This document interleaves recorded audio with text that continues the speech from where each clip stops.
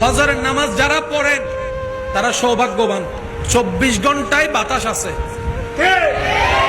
দুপুর বিকাল সন্ধ্যা রাত বাতাস আছে। এখনো বাতাস, কিন্তু বিকালের বাতাস যেরকম গায়ে লাগে এশারের বাতাস গায়ে। সত্যি করে একটা কথা বলেন তো, 24 ঘন্টার ভিতরে কোন টাইমের বাতাস সবচেয়ে বেশি মজা লাগে? আমি শুনি নাই, আরো জোরে। ফজরের নামাজটা পড়ে যখন মুসল্লি মসজিদ থেকে বের হয়,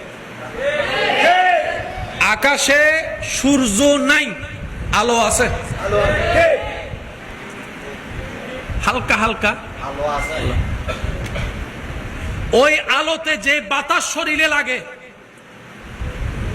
নিজের মনকে প্রশ্ন করেন, আপনার মন উত্তর দিবে 24 ঘন্টার যদি তুফানের বাতাসও থাকে, ফজরের বাতাসের মতো স্মুথ, মিষ্টি, মধুর, আদরের, মায়ার বাতাস 24 ঘন্টায় আর কখনো দেখা যায়